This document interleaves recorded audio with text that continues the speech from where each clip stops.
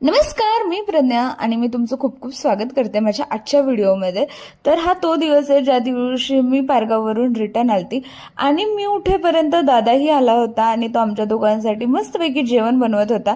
त्याच्यानंतर मला अचानक इच्छा झाली आवळे बघून आवळा कँडी करायची. सो मी आवळा कँडीसाठी जी पहिली प्रिपरेशन आहे ती केली. काहीच बघायला नाही असं म्हणून थोडाफार टीव्ही बघितला. दिवसभर झोपेत आणि इतका कंटाळवाणा घालवला, त्यामुळे मी संध्याकाळी 1-2 तासासाठी मेडिकलला गेली आणि हा दिवस काहीच प्रोडक्टिव्ह नव्हता. म्हणजे मी काहीच नाही केलं दिवसभरात. फक्त मेडिकलला गेली का तर काहीतरी त्या दिवसात घडावं म्हणून.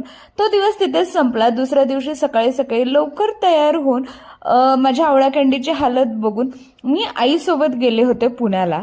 तर बेसिकली विषय असा झालेला की पप्पांच्या व्हेरिकोव्हेन्सचं लेझर ट्रीटमेंट करायची होती. त्याच्यासाठी दादा आणि पप्पा ऑलरेडी गेलेले होते आदल्या दिवशीच.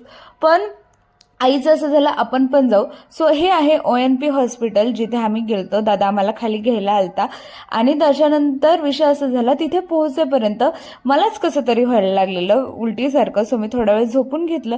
त्याच्यानंतर 12चं टायमिंग होतं पण पप्पांना 3 वाजता OTला घेऊन गेले आणि 5-5:30 पर्यंत त्यांचं मस्तपैकी ट्रीटमेंट झालेली होती. देन त्यांना त्यांच्या रूममध्ये शिफ्ट करण्यात आलं. संध्याकाळी आई आणि दादा तर घरी गेलते. सो तुषार काका, टिलू काका आणि काकी आलेले.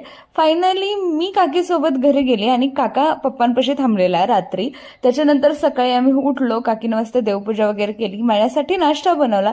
तो नाश्ता करून झाला आणि त्याच्यानंतर मी गेली परत हॉस्पिटलला.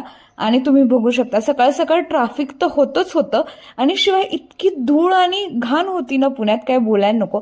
आणि हा व्हिडिओ मी मुद्दामून काढत होती. आमचा डिस्चार्ज झाला होता. तिथं लोक होती रूम आवरण्यासाठी किंवा हाऊसकीपिंगसाठी. पण नाही, माझ्या पप्पांना त्यांचं जे काही रूम होती ती सगळी व्यवस्थित नीट करूनच तिथून जायचं होतं. सो आम्ही रूम नीट केली. त्याच्यानंतर काकाकडे गेलो आणि तिथून काकानं आम्हाला सासवडला सोडलं. आम्हाला लवकर यायचं होतं कारण सेम डे माझंही ड्रेसिंग होतं. सो घरी आल्या आल्या मी थोडा वेळ बसलो आणि त्याच्यानंतर मी आईला घेऊन माझ्यावाल्या हॉस्पिटलला गेली आणि मला खूप एक्साइटमेंट होती आजच्या ड्रेसिंगची. कारण मला असं वाटत होतं की माझ्या 2 फिंगरचं हे काढून टाकतील. पण एकाच फिंगरचं ड्रेसिंग काढून टाकलं आणि तुम्ही बघू शकता किती डेड स्किन जमा झाली आहे माझ्या बोटावर. तरी त्यातली थोडीशी मी काढून टाकली. त्याच्यानंतर सोमवार होता, बाजार होता. हॉस्पिटलच्या बाहेरच सगळा बाजार भरलेला. सो आम्ही थोडीशी खरेदी केली आणि